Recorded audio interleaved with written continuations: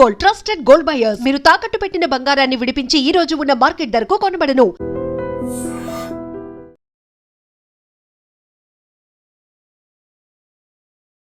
హరే కృష్ణ ప్రభుజీ. హరే కృష్ణ హరే కృష్ణ. అసలు ఏం చెబుతుంది భగవద్గీత మనందరికీ అంటే ఏం చెప్పొచ్చు అంటే? భగవంతుడు అంటారు, ఆయన ఏంటి, ఆయన చేరుకోవటం ఎలా? చాలా ఆధ్యాత్మికమైన ప్రశ్న ఉంటాయి. యశస్వి ప్రధానమంత్రి గారు ఎంత గొప్ప వ్యక్తులు వారు ఎక్కడికైనా వెళ్ళినా సరే వారితో పాటు భగవద్గీతను తీసుకెళ్ళి అందరికి ఇస్తున్నారు. ఎందుకు ప్రపంచం అంతా గీత అని ఎందుకు మాట్లాడుతుందంటే ఆ గీత యొక్క వైభవాన్ని తెలుసుకున్నారు. కృష్ణుడు గీతలో చెప్పిన ఒక మాట, కర్మని చేయండి కానీ ఆ కర్మకు తగ్గ ఫలితాన్ని మాత్రం ఆశించకూడదు అని చెప్పి. అంటే మనుషులం అన్నాక ఖచ్చితంగా ఏదైనా చేస్తున్నాము అని అంటే దాని నుంచి ఏదో ఒకటి మనకు కొంత లాభం పొందాలి అనే ఆలోచన ఉంటుంది కదా ప్రభుజీ. ఎందుకని అలా చెప్పారంటారు కృష్ణుడు? ఫలాన్ని అపేక్షించక, ఫలాన్ని నేను దాచిపెడతాను, నీకు ఎప్పుడు కరెక్ట్ అప్పుడు నేను ఇస్తాను, నీ చేతుల్లో ఉంటే నువ్వు పాడు చేసుకుంటావు బాబు. ఇప్పుడు మీకెలా మీ పిల్లలు భగవంతుడికి మనందరం పిల్లలమే కదండి. ఆ ప్రేమతో భగవానుడు చెప్పిన మాట అండి. ప్రభుజీ, కృష్ణుడు ఇప్పుడు అర్జునికి గీత గురించి అంతా కూడా బోధించాడు, మా అందరికీ తెలిసిందంతే. కానీ అర్జుని కన్నా ముందర కూడా గీత కృష్ణుడు ఎవరికో బోధించారని చెప్పి భగవద్గీతలోనే చెప్పారు. ఆయన వివస్వాన్ అనే సూర్య భగవానుడికి బోధించారట. ఆ వివస్వానుడు మనువుకి చెప్పారట. అలా మనువు అలా ఆ సాంప్రదాయంలో వచ్చింది, కానీ మధ్యలో ఇక్కడ లుప్తం అయిపోయింది. అందుకే ఆ వివస్వానుడికి ఇచ్చిన జ్ఞానాన్ని మళ్ళీ నీకు ఇస్తున్నాను అని కృష్ణుడే అర్జునుడికి చెప్పాడు భగవద్గీత. అసలు ఏంటి వాస్తవం ప్రభుజీ? అర్జునుడు మహాయోధుడు, స్వర్గానికి వెళ్ళారు, శివుడిని ఓడించారు. ఒక రకంగా చూస్తే పాశుపతాస్త్రం తీసుకోవడానికి అందరి యొక్క కృపాపాత్రులు అయ్యారు. ఆయన నారాయణుడైతే పక్కనే ఉన్నాడు, కృష్ణుడు పక్కనే ఉన్నాడు కదండి. అలాంటి వ్యక్తికి కూడా కన్ఫ్యూజన్ వచ్చింది. మా దేశం నుంచి దోపిడీ చేసి, ఎంత దోపిడీ చేశారో తెలుసా అండి బ్రిటిష్ వాడు? 43 ట్రిలియన్ డాలర్స్. ధర్మార్థ కామ మోక్షాలు అంటుంటారు. ధర్మ అర్థ కామ మోక్ష. ధర్మాన్ని అర్థాన్ని కలపండి, కామాన్ని మోక్షాన్ని కలపండి. అర్థం అంటే ఏంటో తెలుసా అండి? ఐశ్వర్యం. కానీ ఇదంతా ఉల్టా జరుగుతుంది కదా ప్రభుజీ ప్రస్తుతం.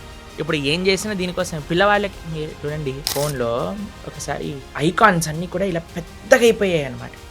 దాన్ని నొక్కలేకపోతున్నాయి, ఏది నొక్కినా అలా ఇలా వెళ్ళిపోతుంది. మాకు ఏం అర్థం కావట్లేదు, ఏం చేయాలి. అసలు ఒక చిన్న పిల్లవాడు వచ్చాడు, ఏం చేయాల్సిన అవసరం లేదండి, ఇలా 3 సార్లు అనాలి, ట్యాప్ చేయాలి అంతే. ఇలాగానే ఆ ఐకాన్స్ అన్ని చిన్నగా అయిపోయి మళ్ళీ నార్మల్ ఫోన్ అయిపోయింది. నేను ఒడే నీకెలా తెలుసురా అంటే నేను ఇంటర్నెట్లో చదివాను అని అన్నారు. అందుకే మీరు చూడండి, మన భగవద్ ధర్మ ప్రచార మార్గంలో ఏవో నీళ్ళు చల్లుతుంటారు, ఏవో పూస్తుంటారు, ఏవేవో చేస్తుంటారు, పిచ్చి పిచ్చిగా డాన్స్ లేటాలు. వాళ్ళకి ఏమైందో అసలు, అలాంటి మూర్ఖులు ఎలా ఉంటారనిపిస్తుంది. నమస్కారం, వెల్కమ్ టు ఐ డ్రీమ్. ధర్మ మార్గం విత్ విజిత కార్యక్రమానికి స్వాగతం. సాధారణంగా ప్రతి ఒక్కరూ చెప్తూ ఉంటారు, గీత అనేది మనం నేర్చుకుంటే గనక, మనం గీత చదవడం ప్రారంభిస్తే గనక మన లైఫ్ అనేది ఖచ్చితంగా చేంజ్ అవుతుంది అని చెప్పి. అసలు నిజంగా గీత వల్ల మనం ఏం నేర్చుకుంటాము, గీత ఏం చెప్తోంది మనందరికీ, ఇలాంటి విషయాలన్నీ కూడా ఎవరినైతే అడిగితే మనకు కరెక్ట్ సమాధానం దొరుకుతుందో ఆ పర్సనే మన ముందున్నారు. వారెవరో కదండి, మనందరికీ ఎంతో ఇష్టమైన, ఎంతో సుపరిచితులైన ప్రణవానంద దాస్ గారు ఇప్పుడు ప్రభుజీతో మాట్లాడి ఈ విషయాలన్నీ కూడా కూలంకషంగా తెలుసుకునే ప్రయత్నం చేద్దాం. హరే కృష్ణ ప్రభుజీ. హరే కృష్ణ హరే కృష్ణ. ప్రభుజీ, గీత అసలు భగవద్గీత అనగానే ఈ మధ్యకాలంలో ఎంతో ప్రాచుర్యంలోకి వచ్చింది, అందరికీ తెలియని వాళ్ళకు కూడా తెలిసేటట్టుగా. కానీ అసలు ఏం చెబుతుంది భగవద్గీత మనందరికీ అంటే ఏం చెప్పొచ్చు అంటారు? అసలు మనం ఏంటి, భగవంతుడు ఎవరు, మనకి భగవంతుడికి ఉండే సంబంధం ఏంటి, భగవంతుని ఎలా చేరుకోవాలి, అసలు ఈ ప్రపంచం ఏంటి? చాలామందికి ఈ ప్రశ్నలు ఉంటాయండి. ఈ ప్రపంచం ఏంటి, నేను ఎందుకున్నాను, ఈ ప్రపంచంలో నేను ఏం చేస్తున్నాను, అసలు నా కర్తవ్యం ఏంటి, అసలు భగవంతుడు అంటారు, ఆయన ఏంటి, ఆయన చేరుకోవటం ఎలా? చాలా ఆధ్యాత్మికమైన ప్రశ్నలు ఉంటాయి. లేదా చాలామందికి ఇంకొక రకమైన ప్రశ్నలు ఉంటాయండి. అరే నేను జీవితంలో మారాలనుకుంటున్నాను, మంచి మార్గంలో వెళ్ళటం ఎలా, దృఢ నిశ్చయం రావట్లేదు, చెడు అలవాట్లు ఉన్నాయని తెలుస్తుంది, వాటిని మానుకోవటం ఎలా, కొద్ది కోపం ఉన్నట్టుంది, దాన్ని తగ్గించుకోవటం ఎలా, ఎన్నో రకములైన ఉంటాయి. మనం ప్రపంచాన్ని అన్యాయాలు చూస్తున్నప్పుడు మనకు అనిపిస్తుంది, అరే ఈ అన్యాయం ఎందుకు జరుగుతుంది, అరే వీడికి ఇలా ఎందుకైంది, అయ్యో ఆయన అలా ఉంటాడు, ఆయన అంత గొప్పవాడు ఎలా అయిపోయాడు, ఇలాంటివి ఎన్నో ప్రశ్నలు ఉంటాయి. అసలు మీకు ఒక విషయం చెప్తాను, మనిషికి జీవనానికి సంబంధించిన ప్రతి ప్రశ్నను భగవద్గీత ఆన్సర్ చేస్తుంది. మనిషికి సంబంధించిన ఇప్పుడు లైఫ్ స్టైల్ అంటాం కదా, కొంతమంది రాస్తారు, లైఫ్ స్టైల్ అని. ఆ లైఫ్ స్టైల్కి సంబంధించిన ప్రతి విషయం, లైఫ్కి సంబంధించిన ప్రతి విషయం. మీరు అనుకోవచ్చు, అరే ప్రభుజీ భగవద్గీత యుద్ధ భూమిలో మాట్లాడింది కదా, అది జీవనాన్ని గురించి. యుద్ధంలో మాట్లాడినా భగవంతుడు జీవితం గురించి మాట్లాడాడు. మన చూడండి, మీకు ఒక విషయం చెప్తాను. మన డే టు డే జీవనం కూడా ఒక యుద్ధమే. అలా అనిపిస్తుందా మీకు? అనిపిస్తుంది కదా. ఎందుకంటే మనతో మనం యుద్ధం, మనసుతో యుద్ధం, ఇంట్లో వాళ్ళతో యుద్ధం, వర్క్ లైఫ్లో యుద్ధం, అదంతా కాంపిటీషన్, ఒక పోరాటమే కదండి. ఆ పోరాటంలో భగవంతుడు ఈ పోరాటాన్ని నెగ్గేది ఎలా అని అర్జునుడికి ఉపదేశం చేసింది భగవద్గీత. మీరు చూడండి, కొన్నిసార్లు మనం ఏదైనా వస్తువు కొన్నాం అనుకోండి, ఒక ఫోన్ కొన్నాము లేదా ఒక మషీన్ కొన్నాం అనుకోండి, దాంతోపాటు ఒక మాన్యువల్ వస్తుంది. మాన్యువల్ని చదివామనుకోండి, చాలా ఈజీ. ఏ బటన్ నొక్కితే ఎలా యూజ్ చేయాలి, ఏం చేయాలి, ఏది చేయాలని. మొన్న ఏమైందంటే మా ఫోన్లో ఒకసారి ఇలా ఏమంటారు, ఆ ఐకాన్స్ అన్నీ కూడా ఇలా పెద్దగా అయిపోయాయి అనమాట. దాన్ని నొక్కలేకపోతున్నాయి, ఏది నొక్కినా అలా వెళ్ళిపోతుంది. మాకు ఏం అర్థం కావట్లేదు, ఏం చేయాలి. అసలు చాలా కంగారు వేసింది. ఎందుకంటే మా సేవలో ఉంటాం కదా, సేవకు సంబంధించిన ఏదన్నా ఫోన్ వచ్చినా అటెండ్ అవ్వాలి. ప్లస్ మా గురువు గారి ప్రవచనాలన్నీ అందులోనే ఉంటాయి, శ్రవణం చేయడానికి ఉండదు మాకు. మేము కంగారు పడిపోతుంటే ఒక ఆయన అన్నారు, ఒక చిన్న పిల్లవాడు వచ్చాడు, ఏం చేయాల్సిన అవసరం లేదండి, ఇలా 3 సార్లు అనాలి, ట్యాప్ చేయాలి అంతే. ఇలాగానే ఆ ఐకాన్స్ అన్ని చిన్నగా అయిపోయి మళ్ళీ నార్మల్ ఫోన్ అయిపోయింది. నేను ఒడే నీకెలా తెలుసురా అంటే, నేను ఇంటర్నెట్లో చదివాను అని అన్నారు. చూడండి, మనకి దేనికైనా అవగాహన ఉందనుకోండి. నాకు చాలా పెద్ద ప్రాబ్లం అనిపించింది. ఫోన్ పోయింది, ఫోన్ పోతే ప్రవచనాలు పోయాయి, కాంటాక్ట్స్ పోయాయి అని నేను కంగారు పడుతున్నా. కానీ చదివిన వాడు వచ్చాడు, ప్రశాంతంగా టిక్ టిక్ టిక్ అన్నాడు, ఫోన్ బాగా చేసేసాడు. అతనికి ఎంత సులువుగా అయిపోయింది, ఎందుకంటే దానిపైన అవగాహన ఉన్నది. కాబట్టి మన జీవితంలో మనకు కొన్నిసార్లు అవగాహన లేకపోయేసరికి కంగారు ఎక్కువైపోతుంది, టెన్షన్లు ఎక్కువైపోతాయి, ఏం చేయాలి అనిపిస్తుంటుంది, ఉక్కిరిబిక్కిరి అయిపోతా. కానీ అవగాహన తెలుసుకుంటే జీవితంలో ఈ కష్టం వచ్చినప్పుడు ఎలా ఉండాలి, ఈ ప్రశ్న వచ్చినప్పుడు దానికి సమాధానం ఏంటి, ఆ అవగాహన మనకి ఇచ్చేది ఎవరు?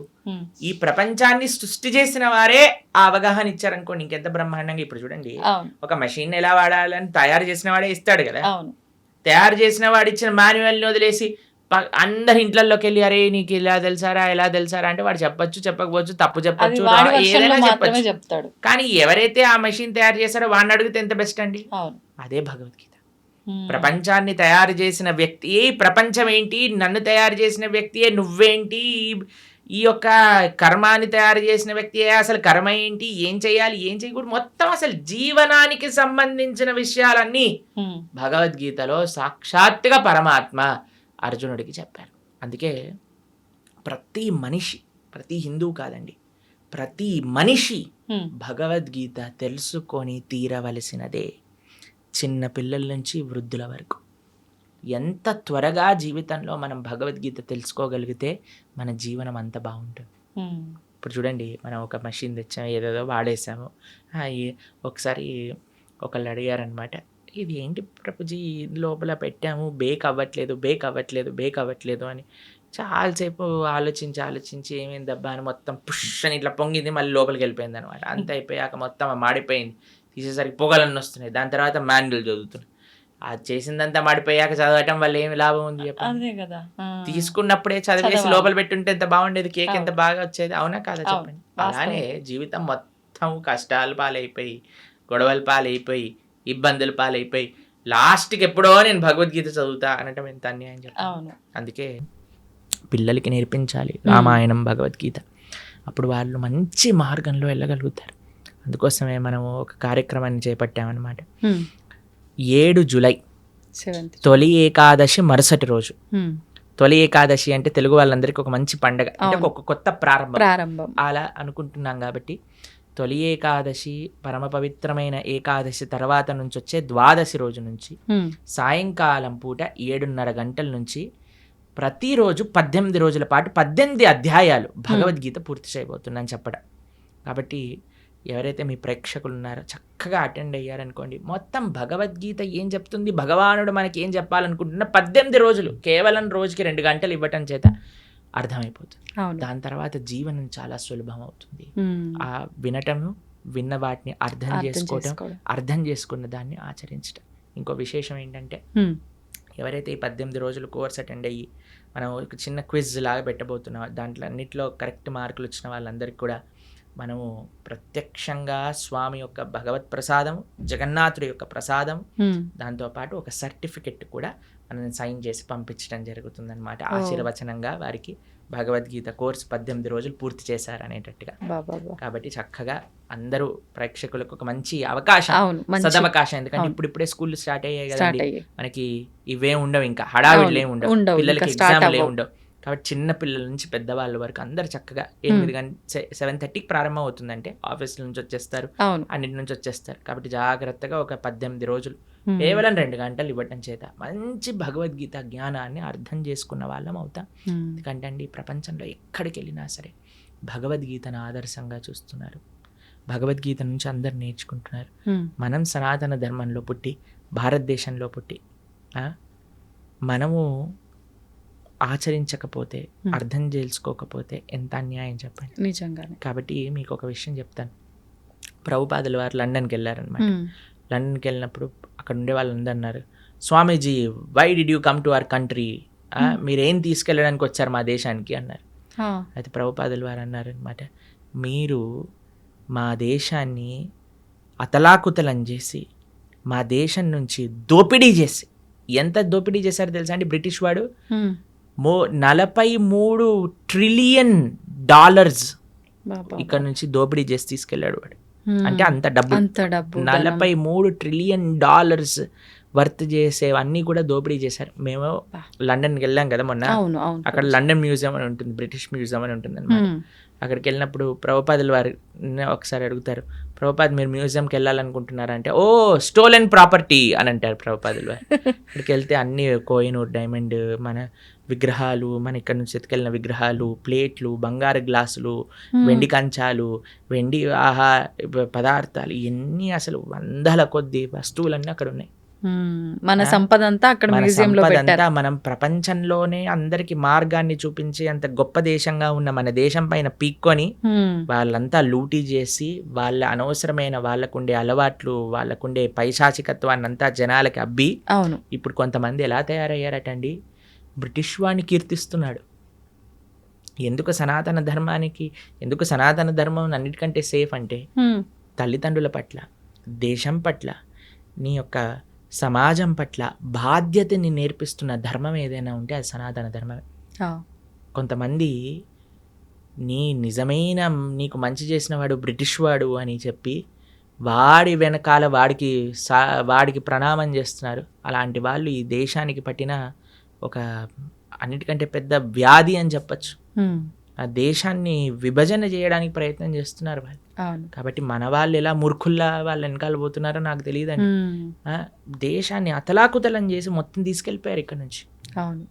అలాంటి ప్రభుపాదుల వారిని అడిగారు, మీరేం తీసుకోవడానికి వచ్చారు నా దేశం నుంచి అంటే, ప్రభుపాదుల వారు అన్నారు, మీరు వందల సంవత్సరాలు లూటీ చేసి తీసుకెళ్లారు మా దగ్గర నుంచి, అన్నిటికంటే విలువైన వస్తువైన భగవద్గీతను తీసుకెళ్ళలేదు, భారతదేశ సనాతన ధర్మం యొక్క ఆధ్యాత్మికత తీసుకెళ్ళలేదు, కానీ నేను వచ్చాను అది ఇవ్వడానికి మీకు అని చెప్పారు. అది గొప్ప విషయం. ప్రపంచము భారతదేశం వైపు చూస్తుంది. మన యశస్వి ప్రధానమంత్రి గారు ఎంత గొప్ప వ్యక్తులు వారు ఎక్కడికైనా వెళ్ళినా సరే వారితో పాటు భగవద్గీతను తీసుకెళ్ళి అందరికి ఇస్తున్నారు. చూసారా?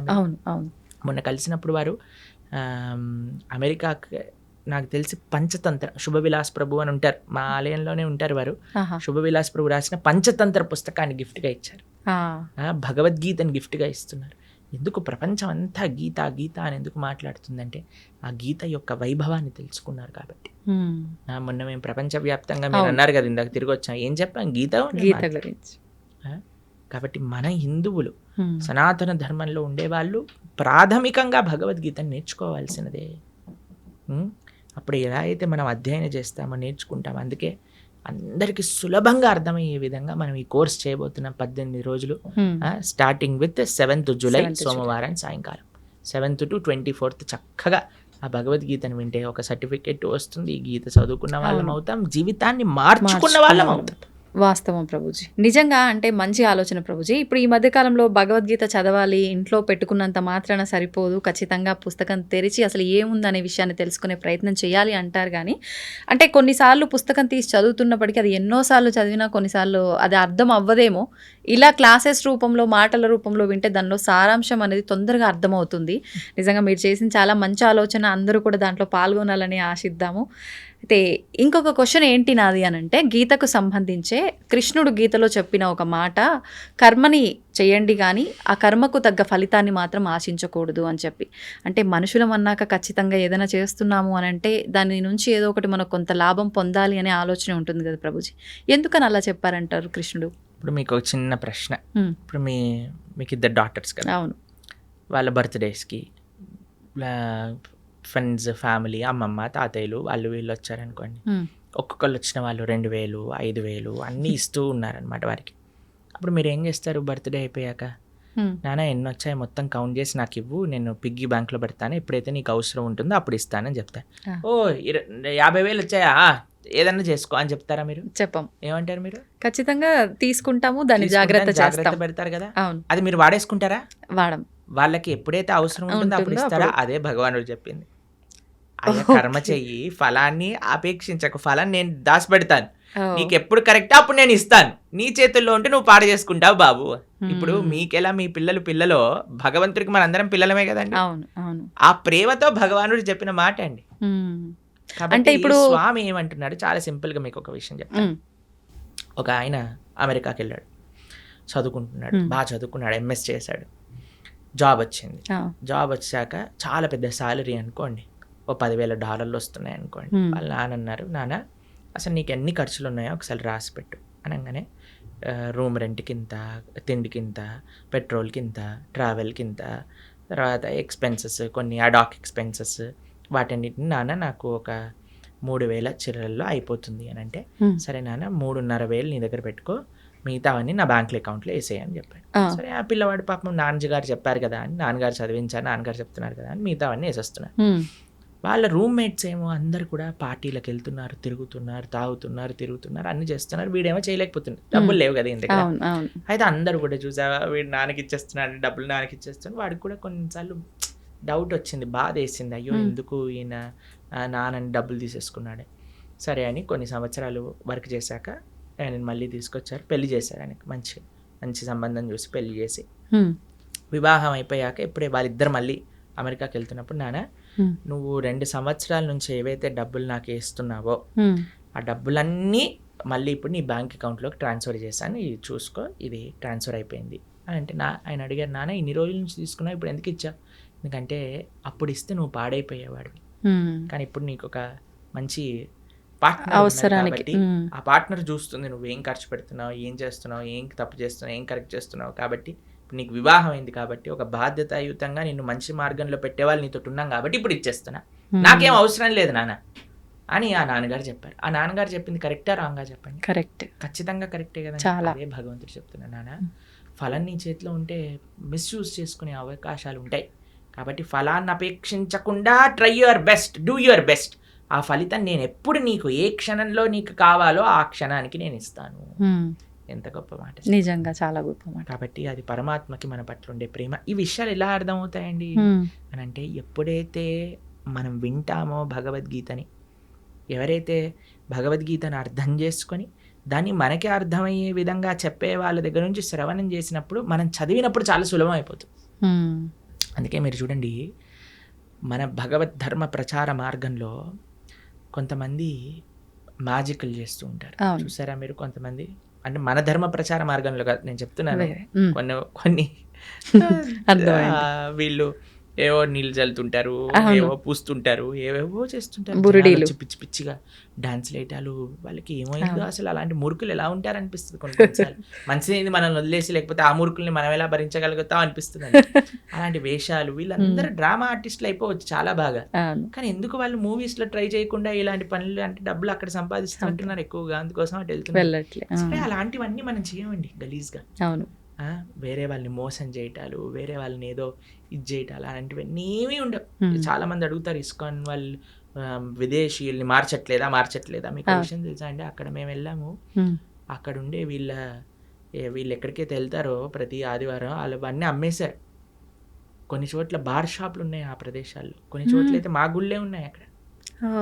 ఎందుకంటే అక్కడికి ఎవ్వరు వెళ్ళట్లేదు, ఎవ్వరికి ఇంట్రెస్టే లేదు, అలా తయారైపోయింది అక్కడ. మేము ఒక దగ్గరికి వెళ్ళామండి, అసలు అక్కడ ఉండే ఎవరైతే ఆ మత ప్రబోధకులు ఉన్నారో, ఆ ధర్మంలో ఉండేవాళ్ళు, ఇప్పుడే నేను మీకు వీడియో కావాలంటే పంపిస్తాను, అంటే మీ పర్సనల్కి చూపించకండి జనాలకి. ఫ్రాన్స్లో ఏవైతే ఈ మత పెద్దలని వాళ్ళ ధర్మంలో వాళ్ళ మతంలో ఉన్నారో, కొన్ని సంవత్సరాల లోపల వాళ్ళు చూస్తే 3,40,000 మంది పిల్లల పైన లైంగిక దాడులు చేశారు. 3,40,000 మంది పిల్లల పైన, ఎంత ఘోరం. అయితే మేము మొన్న ఐర్లాండ్ అనే దేశంలో ఉన్నాం, అక్కడ కూడా వాళ్ళ మతం ఉండేది. వాళ్ళ మత పెద్దలు ఎవరైతే ఇలాంటి పిల్లల పైన అఘాయిత్యాలు చేయటం బయటపడ్డాక ఆ దేశమే మొత్తం ఆ మతాన్ని వదిలేసింది. అక్కడ నాస్తికత్వం ఎక్కువ, ఎందుకంటే వాళ్ళు చేసిన తప్పులు చూసి. కాబట్టి మనం ధర్మం ఏంటి, ధర్మాన్ని ఎలా ఆచరించాలి, పెద్దల నుంచి తెలుసుకొని ఆచరించగలిగితే అది మనకి మంచిది. కాబట్టి మనం ఏం చెప్తున్నాం, భగవద్గీత ఏం చెప్తుంది, ధార్మికంగా జీవనం ఎలాంటిది, ధార్మికంగా జీవనం ఎలాంటిది, ఇదే మన సనాతన ధర్మం అంటేనే ఖచ్చితంగా ఇది చెయ్యాలి, ఇది చేయకూడదు, ఇది చేస్తే ఇది అవుతుంది ఖచ్చితంగా చెప్పి మంచి మార్గంలో నడిపించేది. ఇప్పుడు చూడండి, మనం మానవుడిగా ఉన్నప్పుడు అన్ని ధర్మాలు అన్ని మతాలు బాగుండాలండి. సనాతన ధర్మంలో మనం ప్రతిరోజు ఏం చేస్తామండి, లోకా సమస్తా సుఖినో భవంతు, సర్వే జనా సుఖినో భవంతు అని ప్రార్థన చేస్తా. ఇంతకంటే గొప్ప భావన ఇంకెవరికి ఉంటుంది చెప్పండి. కానీ మనకి అందరి ధర్మాలు బాగుండాలనే మనం అనుకుంటామండి, కానీ వేరే వాడు మన ధర్మాన్ని పాడు చేయాలి అని చూసినప్పుడు మనం ఉండకూడదు కదా, ఊరుకోవద్దు. ఎందుకు మీకు ఈ విషయం ప్రస్తావన చేస్తున్నాను, ఆన్ ద ఫస్ట్ ప్లేస్ చెప్తున్నానంటే, ఎప్పుడు మనకి వాడు మన ధర్మాన్ని మోసం చేస్తున్నాడు, మనల్ని మోసం చేస్తున్నాడు అని తెలిసేది ఎప్పుడంటే మన ధర్మాన్ని మనం తెలుసుకున్నప్పుడు. లేకపోతే వేడేవాడు ఏం చెప్పినా మనం నమ్మేస్తాం. అవును, ఇప్పుడు చూడండి, వాస్తవం ఏంటో మన పిల్లల పైన మనకి నమ్మకం ఉన్నప్పుడు, మన పిల్లలంటే మనకి తెలిసినప్పుడు, మన కుటుంబ సభ్యులు అంటే ఎవరో మనకు తెలిసినప్పుడు, వేరేవాడు వచ్చి ఏం చెప్పినా మనం నమ్మమండి. వేరేవాడు ఏదైనా చిచ్చు పెట్టడానికి ప్రయత్నం చేసినా మనం నమ్మం. ఎందుకంటే మన ధర్మం గురించి పూర్తి అవగాహన ఉంది. నేను చెప్పేది ఏంటంటే, సనాతన ధర్మంలో ఉండే చాలామంది టీవీలలో చెప్తూ ఉంటారు, మనకి ఈరోజు కావాల్సినది ఏదన్నా ఉంటే అందరి ఐకమత్యంగా సనాతన ధర్మాన్ని నిలబెట్టడం. కానీ కొంతమంది వీటిలలో కూడా వ్యూవర్షిప్ కోసం వాటి కోసం ఒకళ్ళని తిట్టుకోవటాలు ఇలాంటివన్నీ చేస్తున్నారు. అవన్నీ చేయకూడదు. ధర్మం అంటే అందరు కలిసి కుటుంబంగా ఉండాలి. మంచిగా మనం ఉన్న వేరే మతాలు చేస్తున్న దాడులను మనం తట్టుకోగలుగుతాం. First education important. కాబట్టి నేను చెప్పేది ఏంటంటే, ప్రతి హిందువు భగవద్గీత వినండి, భగవద్గీతను చదవండి, కృష్ణుడు ఏం చెప్తున్నాడో వినండి. భగవద్గీత అన్ని సంప్రదాయాలు శాక్త, శైవ, వైష్ణవ, నానాపత్య, ఏ సాంప్రదాయం చెందిన వారైనా భగవద్గీత చదవాల్సిందే అండి. ఇంకా ఏ పుస్తకం చదివినా చదవకపోయినా భగవద్గీత చదవాల్సిందే. అది ఎందుకంటే భగవద్గీత అనేది సనాతన ధర్మానికి ఒక బేస్, అది ఫిలాసఫీ భగవద్గీతలో ఉన్నది. కాబట్టి అందుకోసం మనందరం ఈ 18 రోజులు ఏదైతే కార్యక్రమం చేయబోతున్నామో, ఇందాక మనం చెప్పుకున్నట్టుగా 7వ తారీఖు నుంచి, జూలై 7వ తారీఖు సోమవారం రాత్రి నుంచి ప్రణవానంద దాస్ ఛానల్ తెలిసింది కదా, అందులో మనకి లైవ్లో వస్తుంది. చక్కగా అటెండ్ అవ్వండి. ఎంత మార్పు మీరు చూస్తారో మీకే తెలుస్తుంది. అంటే ప్రతి మానవుడు అన్నాక ప్రతి ఒక్కరూ గీతని చదవాల్సిందే, వినాల్సిందే, ఆచరించాల్సిందే. ముఖ్యంగా ఇంకా హిందువులైతే అస్సలు పక్కన పెట్టాల్సింది లేదు. ఖచ్చితంగా. అంటే ఇప్పుడు ఎన్నెన్నో ఇబ్బందులు పడుతున్నాము, ఎన్నెన్నో ఇలా ఉండకూడదు, అలా ఉంటే బాగుంటుందేమో అని అనిపించినప్పటికీ అసలు ఏంటి కరెక్టు, మనం ఎక్కడి నుంచి స్టెప్ వేయొచ్చు, ఎలా వెళ్తే ధర్మంగా ఉంటుందని ఆలోచన వచ్చి కూడా తెలియక ఆగిపోయే వాళ్ళు ఉన్నారు. అటువంటి వాళ్ళందరికీ కూడా ఒక మంచి మార్గం దొరికిందనే చెప్పొచ్చు దీని ద్వారా. ప్రభుజీ, కృష్ణుడు ఇప్పుడు అర్జునికి గీత గురించి అంతా కూడా బోధించాడు, మా అందరికీ తెలిసిందంతే. కానీ అర్జుని కన్నా ముందర కూడా గీత కృష్ణుడు ఎవరికో బోధించారని చెప్పి వింటున్నాను. గీతలోనే చెప్పారు ఆయన, వివస్వాన్ అనే సూర్య భగవానుడికి బోధించారట. ఆ వివస్వానుడు మనువుకి చెప్పారట. అలా మనువు అలా ఆ సాంప్రదాయంలో వచ్చింది, కానీ మధ్యలో ఇక్కడ లుప్తం అయిపోయింది. అందుకే ఆ వివస్వానుడికి ఇచ్చిన జ్ఞానాన్ని మళ్ళీ నీకు ఇస్తున్నాను అని కృష్ణుడే అర్జునుడికి చెప్పాడు భగవద్గీతలో. కాబట్టి పరమాత్మ ఎన్నో రూపాల్లో మరలా అవతరించి ఆ ధర్మాన్ని బోధిస్తూ ఉన్నారండి. కాబట్టి మన ఆచార్యులు వేదవ్యాసుల వారు వ్యాసాయ విష్ణు రూపాయ వ్యాస రూపాయ విష్ణు, ఆయన ఏం చేశారు, మహాభారతంలో మంచిగా ప్యాకేజింగ్ చేశారు. మన గిఫ్ట్ ప్యాక్ లో ఈసారి చూడండి కొంతమంది గమ్మత్తుగా ఆ డబ్బాలు ఓపెన్ చేయాలి, మళ్ళీ డబ్బా ఉంటుంది, ఆ డబ్బా ఓపెన్ చేయాలి, లోపల డబ్బా అలా డబ్బాలు తీసి లోపల ఏదో ఉంగరం ఏదో ఉంటుంది అనమాట. అది విలువైనది లోపల ఉంటుంది. అలా మహాభారతం మధ్యలో ప్యాకేజింగ్ చేశారు భగవద్గీత. ఎందుకంటే ఆ భగవద్గీత అత్యంత విలువైన రత్నం, అమూల్యమైన రత్నం అన్నమాట మనకి మహాభారతంలో లభించేది. కాబట్టి ఆ యొక్క విశేషం ఇందాక మీరు ఎలా అయితే అన్నారో ఆ అద్భుతము శ్రీకృష్ణ భగవానుడు భగవద్గీత రూపంలో మనకు అందించారు. కాబట్టి దాన్ని అధ్యయనం చేయటం, అర్జునుడికి ఉపదేశం చేశారు అంటే అర్జునుడి యొక్క మాధ్యమంగా అందరికీ ఉపదేశం. ఇప్పుడు మీరు నన్ను ఇంటర్వ్యూ చేస్తున్నారు, మీకోసం చేస్తున్నారా? అందరి కోసం, అంతే కదా. అలా అర్జునుడు కూడా కృష్ణుడి ప్రశ్న అడిగి ఎందుకోసం? అర్జునుడి కోసము అందరి కోసం. కాబట్టి అర్జునుడు కూడా కృష్ణుడి దగ్గర ఇంటర్వ్యూ చేశాడనమాట. ఆ ఇంటర్వ్యూ ఏంటి? ఇప్పుడు చూడండి, అందరికి ఇంటర్వ్యూలు ఇష్టం, పాడ్కాస్ట్ ఆది పాడ్కాస్ట్ అన్నిటికంటే ఫస్ట్ జరిగిన పాడ్కాస్ట్ కృష్ణ అర్జున్ పాడ్కాస్ట్ అని. అక్కడి నుంచే ప్రారంభం అయింది అనమాట. ఏదైనా భగవంతుడి నుంచే ప్రారంభం అవ్వాలండి. కాబట్టి ప్రపంచంలో జరిగిన మొట్టమొదటి సూపర్ ఎక్స్ట్రాఆర్డినరీ పాడ్కాస్ట్ ఎందుకో తెలుసా అండి? యుద్ధం జరగబోతుంది, ఆ యుద్ధం మధ్యలో జరిగింది పాడ్కాస్ట్ అనమాట. అవును. కాబట్టి చక్కటి భగవద్గీత అర్జునుడి యొక్క మాధ్యమంలో ప్రతి జీవుడికి భగవంతుడు ఉపదేశం చేసిన భగవద్గీతని ప్రతి హిందువు మీరు అన్నట్టుగా తప్పకుండా చదవాలి, అర్థం చేసుకోవాలి, ఆచరించాలి. ప్రభుజీ, ఇప్పుడు అర్జునుడికి చెప్పాల్సిన సిచ్యువేషన్ అక్కడ ఎందుకు ఏర్పడింది అంటే కొంతమంది కొన్ని రకాలుగా చెప్తారు. అంటే అక్కడ ఉన్నదంతా నా వాళ్ళే, నేను వాళ్ళని ఎలా చంపుతాను అనే భావన అర్జునులో వచ్చింది. కాబట్టి దీన్ని కనుక అతనికి ఉపదేశిస్తే దానివల్ల ఇక్కడ జరగాల్సిన క్రతువు అంతా కూడా కరెక్ట్గా జరుగుతుంది ఒకటి. ఇప్పుడు మనం అనుకున్నట్టుగా అందరికీ ఒక మెసేజ్ ఇవ్వడం కోసం అని ఒకటి. అసలు ఏంటి వాస్తవం ప్రభుజీ? ఇప్పుడు మీకు ఒక విషయం చెప్తాను. చాలాసార్లు మనకి ఒక సందిగ్ధ పరిస్థితిలో ఉంటాం, కన్ఫ్యూజన్. అవును. అర్జునుడు మహాయోధుడు, స్వర్గానికి వెళ్ళారు, శివుడిని ఓడించారు, ఒక రకంగా చూస్తే పాశుపతాస్త్రం తీసుకోవడానికి. అలాంటి వారు కూడా రాత్రులు కూడా ప్రాక్టీస్ చేసి, అసలు యుద్ధ విద్య అంటే అర్జునుడే. అందరి యొక్క కృపాపాత్రులు అయ్యారు ఆయన.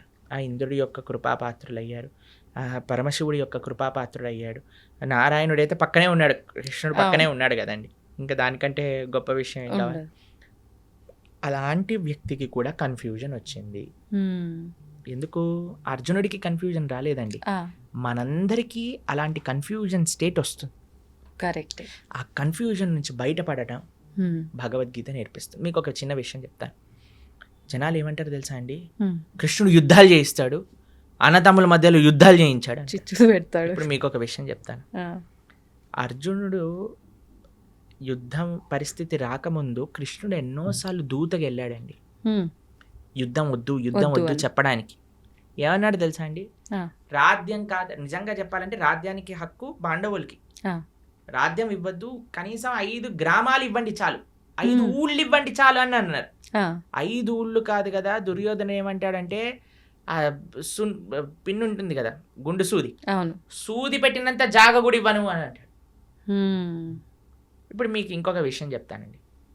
ఒక ఆవిడ వచ్చింది నా దగ్గర, కృష్ణుడు ఏంటండి ఇలా యుద్ధం చేయిస్తాడా అని అంది. మీరు మరి ఆ స్త్రీని అవమానించిన వాళ్ళని ఏం చేయాలి? చంపేయాలండి. మరి దుర్యోధన దుశ్శాసనుడు చేసిన పని ఏంటండి? ద్రౌపదీదేవిని అవమానించింది వాళ్ళు కదా అని అండి. అయిపోయింది. మేమన్నా మరి ఏం చేయాలమ్మా, దుశ్శాసుని ఏమంటాం, దండేసి కూర్చోబెట్టాలి ఆసనం పైన, లేదు అని అంటే, అదే మరి కృష్ణుడు చేసిన పని, కృష్ణుడు ఎందుకు నిందిస్తున్నాం? అవును. ఎంత విచిత్రం చూడండి అసలు. ఇంకొక విషయం చెప్తాను, మీకు ఒక సిచ్యువేషన్ చెప్తానండి. ఒకళ్ళు పోలీస్ డిపార్ట్మెంట్లో పనిచేస్తున్నారండి. వాళ్ళ సొంత తమ్ముడే 10 మందిని హత్య చేశాడు. ఇప్పుడు ఈ పోలీసు వాళ్ళ తమ్ముడిని పట్టుకోవాలా, తమ్ముడని వదిలేయాలా? పట్టుకోవాలి. అదే ధర్మం కదా, ధర్మం కదా. తమ్ముడు కన్నా కూడా అంటారు కదా ప్రభుజీ పెద్దవాళ్ళే, తమ్ముడు అంటే ఏదో సామెత ఉంటది, మన వాళ్ళైనా సరే నీతి తప్పకూడదు, ధర్మంగా ఉండాలి అని అంతే చెప్పి. కదండి. మరి కౌరవులందరూ నీతి తప్పారు, అందుకు కృష్ణుడు యుద్ధం చేయమన్నాడు. అరే వాళ్ళని నువ్వు అన్నయ్యలుగా, తమ్ముళ్ళుగా, బావలుగా, మరుదులుగా చూడక నానా, వాళ్ళు అధర్మం అదే. చేసిన వ్యక్తులుగా చూసి వాళ్ళని శిక్షించు. ఎందుకంటే నీకు ఆ రోలు, నువ్వు ఒక క్షత్రియుడివి, క్షత్రియ ధర్మాన్ని అనుసరించి నువ్వు యుద్ధం చెయ్యి అని కృష్ణుడు చెప్పాడు. దీంట్లో ఏమైనా తప్పుందా అండి? ఏం లేదు. ప్రపంచంలో అది చెయ్యట్లేదు కాబట్టి ఈరోజు బాధగా ఉన్నాం. ఎవడో ఒకడు ట్రాఫిక్ పోలీస్ దగ్గర పట్టుబడిన వాడు కూడా ఫోన్ చేసి మా బావ ఎవరో తెలుసా, మా అన్న ఎవరో తెలుసా అని బ్లాక్మెయిల్ చేస్తారు. ఆ వాడు ఏదో కుర్చీ పైన కూర్చున్నాడు, వాడిని వదిలేసే అంటాడు. ఏంటని అన్యాయమా? ఇప్పుడు ఈ రోజు వదిలేస్తే టోపీ పెట్టుకోనందుకు, దాన్ని ఏమంటారు, హెల్మెట్ పెట్టుకోనందుకు, కానీ చచ్చేది వాడే కదా.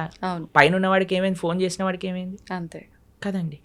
కాబట్టి ఇది ప్రాబ్లం. అందుకే చూడండి, పెద్ద పెద్ద స్కామ్లు చేసిన వాళ్ళందరూ మంచిగా పార్లమెంట్లో కూర్చొని ఇది చేస్తున్నారు. ఎందుకు అని అంటే మన వాళ్ళు కదా, మా వాళ్ళు కదా అని వదిలేస్తారు. కానీ అక్కడ వదలరు కదా, అక్కడ వదలడు కదా. కాబట్టి అందుకే మనం జాగ్రత్తగా ఉండాలి. అందుకే భగవంతుడు ఏది చేసినా, భగవంతుడు జనాలు భగవంతుడికి ధర్మాధర్మ విచక్షణ చేస్తుంటాడు. కృష్ణుడు అధర్మం చేశాడు, కృష్ణుడు ధర్మం చేశాడు, అలా ఉండదయ్యా. భగవంతుడు ఏమి చేస్తే అది ధర్మం అవుతుంది, భగవంతుడు ఏది చెప్తే అది నిజం అవుతుంది. ఇప్పుడు చూడండి, ప్రైమ్ మినిస్టర్ ఏదన్నా ఆర్డర్ చేశాడు అనుకోండి, ఇప్పుడు చూడండి మనకి నోటు బందీ అని చేశారు.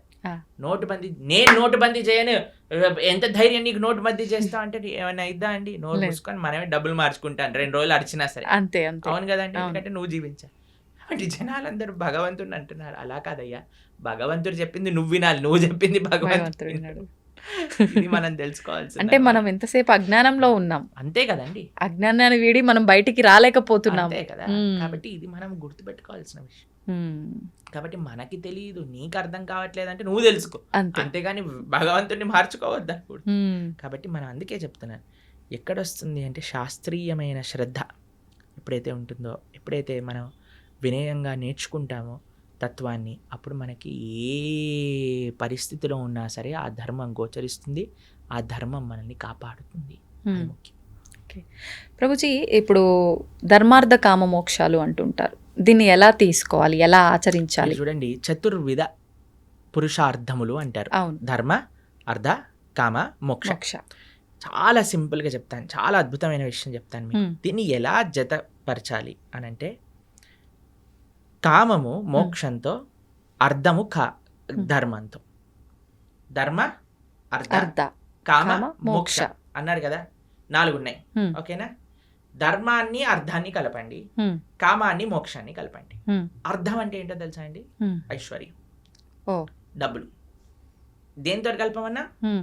ధర్మంతో. అంటే మనం సంపాదించే ప్రతి రూపాయి కూడా ధార్మికంగా సంపాదించాలి, ధర్మం కోసం ఖర్చు పెట్టాలి. ఇదొక పాయింట్ అయిపోయిందా? కామము అంటే కోరిక. ఏం కోరుకోవాలి నువ్వు? ఈ జన్మ ఎలా తరింపజేసుకోవాలి, భగవంతుడి యొక్క శాశ్వతమైన సేవ ఎలా చేయాలి, అది మోక్షం. మోక్షం అంటే భగవంతుడి యొక్క శాశ్వతమైన సేవా స్థితిని పొందటం. వైకుంఠంలో, గోలోకంలో స్వామిని ఆరాధన చేసుకోవటం. ఎవరు మన భగవత్ స్వరూపంగా మనం భావించి ఆరాధన చేస్తున్నాము, స్వామి దగ్గరికి వెళ్ళి చక్కగా రామ, కృష్ణ, నృసింహ, నారాయణ వాళ్ళకి ఆరాధన చేసుకోవటం, నిరంతరం వారి యొక్క సేవలో ఉండటం. కాబట్టి కోరిక మోక్షం కోసం, అర్థం ధర్మంతో కలపడం. ఎప్పుడైతే ఇలా మనం ఉంటామో, ఎప్పుడైతే మనం ఇలా మనం చేస్తామో, ఎప్పుడైతే ఇలా మన జీవనం ఉంటుందో, ధార్మికంగా సంపాదించటం, ధర్మం కోసం వెచ్చించటం. కోరిక కేవలం భగవంతుని తెలుసుకోవటానికి, భగవంతుడి యొక్క సేవ కోసం ఎప్పుడైతే ఉంటామో, అప్పుడే మానవుడు పరిపూర్ణ జీవనాన్ని జీవించిన వాడు అవుతాడు. ఈ విశేషాలన్నీ కూడా మనకి భగవద్గీతలో ఉంటాయి. కానీ ఇదంతా ఉల్టా జరుగుతుంది కదా ప్రభుజీ ప్రస్తుతం. అంతే కదండి, డబ్బు సంపాదించడం కోసమే కోరికల కోసం ఖర్చు పెట్టేస్తున్నారు. ధర్మము మోక్షం అయితే తెలియదు. అవును. ఇప్పుడు ఏం చేసినా దీనికోసం. పిల్లవాళ్ళకి మీరు చూడండి, బాగా చదువుకోవాలి నాన్న, అప్పుడే డబ్బులు బాగా వస్తాయి, డబ్బులు బాగా వస్తే సుఖంగా ఉంటావు. చిన్నప్పటి నుంచి వాడికి 2 విషయాలు చెప్తున్నాం కదండి.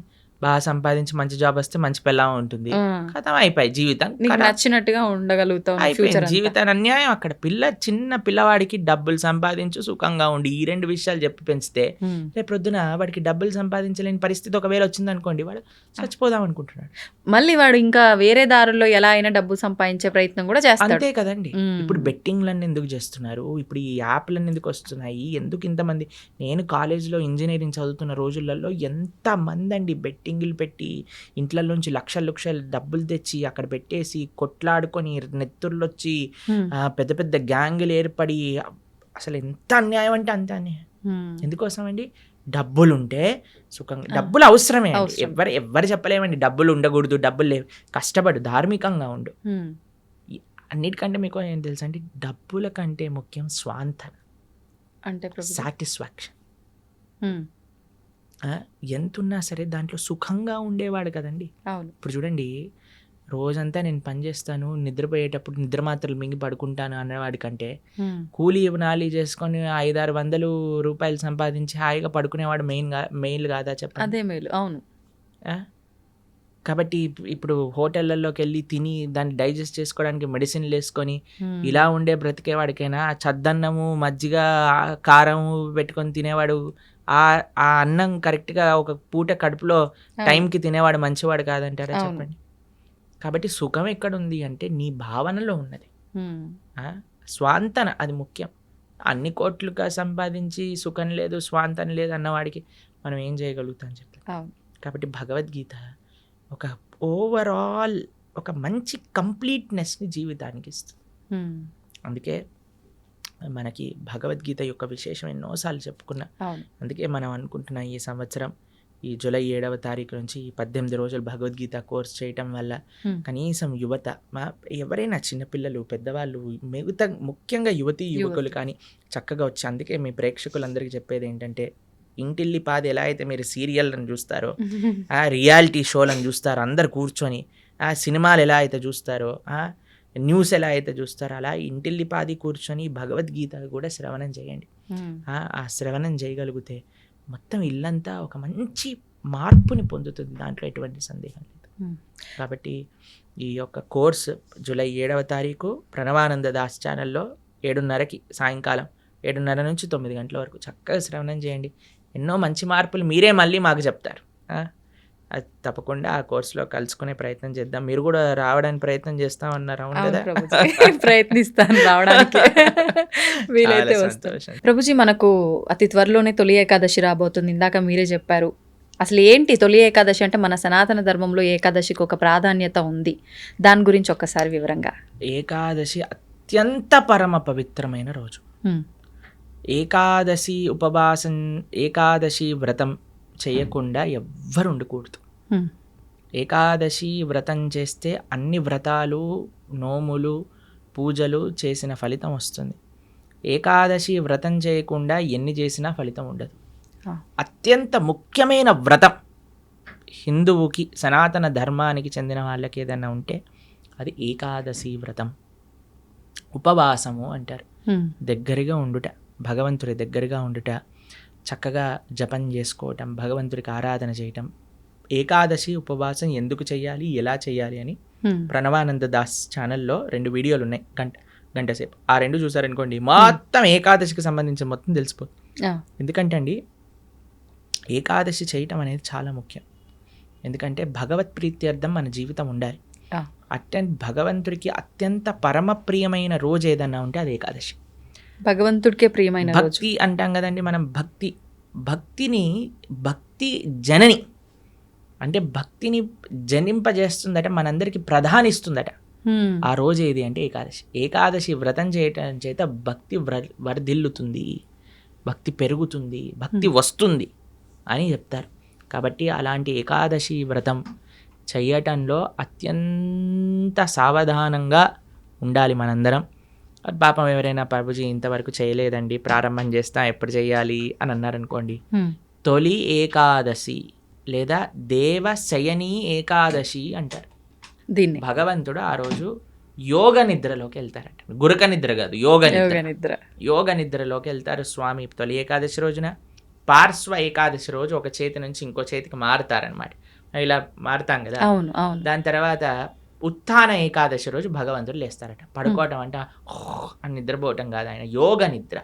అంటే అంతరాత్మయి పరమాత్మ రూపంలో అందరినీ చూస్తూ ఉంటారు. ఇప్పుడు చూడండి, చిన్నప్పుడు ఎవరైనా మనల్ని ఇది చేయడానికి వచ్చారనుకోండి, వెంటనే కళ్ళు మూసుకొని పడుకున్నట్టు యాక్టింగ్ చేస్తారు.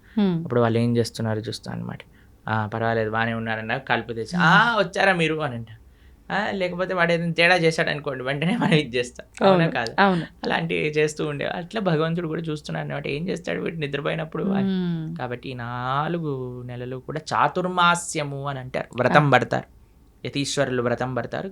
అందరూ వ్రతం ఉంటుంది. ఎవరెవరికి ఆశ్రమ నియమం ప్రకారంగా నియమాలు ఉంటాయి.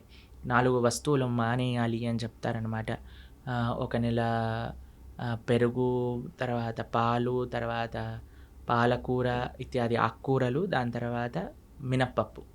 ఇలా 4 నెలలు ఒక్కొక్క ద్రవ్యాన్ని విడిచి ధార్మికంగా ఆధ్యాత్మిక కార్యక్రమాలు చేస్తూ అలా ఉండాలి అని చెప్తారు. కాబట్టి చాతుర్మాసం అనేది అత్యంత పరమ పవిత్రమైన మాసం. భగవంతుడి యోగ నిద్రలోకి ప్రవేశించే రోజు తొలి ఏకాదశి, ఆషాఢీ ఏకాదశి, ఆషాఢ మాసంలో వచ్చే ఏకాదశి. పండరీపురంలో పెద్ద ఉత్సవం చేస్తారనమాట. ఈ ఏకాదశికి లక్షల మంది, 10-15 లక్షల మంది వచ్చి దర్శనం చేసుకుంటారు. భగవాన్ ఉన్న ఆ రోజు పండరీపురంలో లక్షల మంది తుకారాం మహారాజ్ పుట్టిన ప్రదేశం, జ్ఞానేశ్వర్ మహారాజ్ పుట్టిన ప్రదేశం నుంచి నడుచుకుంటూ పాదయాత్రగా 20 రోజులు పాదయాత్ర చేసి పండరీపురాన్ని చేరుకుంటారు. చేరుకొని గొప్ప ఉత్సవం, దిండి యాత్ర, దేహు యాత్ర అంటారనమాట. చాలా అద్భుతమైన ఉత్సవం అక్కడ జరుగుతుంది. ఇది దేవశయని ఏకాదశి, తొలి ఏకాదశి అని మనకి ఈ జూలై 6వ తారీఖున వస్తుంది. తొలి ఏకాదశి మరుసటి రోజు ద్వాదశి నుంచి మనం ఈ కార్యక్రమాన్ని ప్రారంభం చేసుకుంటున్నాం, భగవద్గీత కార్యక్రమం. ఎందుకంటే తొలి ఏకాదశి, ఒక ఏకాదశి రోజు మంచి కార్యక్రమం మనం ప్రారంభం చేసుకోవాలి. ఆ స్వామికి ప్రార్థన చేసి ఉపవాసం చేసి దీక్ష బట్టి నెక్స్ట్ డే నుంచి ద్వాదశి నుంచి పరమ పవిత్రం. ఏకాదశి ఎంత గొప్పదో ద్వాదశి ఎంత గొప్పది. ఆ ద్వాదశి రోజు నుంచి మనం భగవద్గీత ప్రవచనం అనేది ప్రారంభం చేస్తున్నాం. 18 రోజులు 18 అధ్యాయాలు భగవద్గీత ప్రతిరోజు సాయంకాలం 7:30 గంటకి ప్రణవానంద దాస్ ఛానల్లో మనం వీక్షించవచ్చు అనమాట. అది విశేషం. తప్పకుండా ప్రభుజీ, నిజంగా అందరూ ఆ లైవ్కి వస్తారని చెప్పి ఆశిస్తున్నాను. నిజంగా అంటే ప్రతి ఒక్కరిలో ఉంటుంది అలాంటి మంచి మంచి విషయాలు వినాలి అని చెప్పి. అందులోనూ మీరు చెప్తుంటే వినాలని ఆసక్తి చూపించేవారు కూడా చాలా ఎక్కువ మందే ఉన్నారు ఇప్పుడు. సంతోషం ప్రభుజీ, మరొక మంచి ఎపిసోడ్లో మరిన్ని మంచి విషయాలు మీతో మాట్లాడాలని ఆశిస్తున్నాను. ధన్యవాదాలు. హరే కృష్ణ.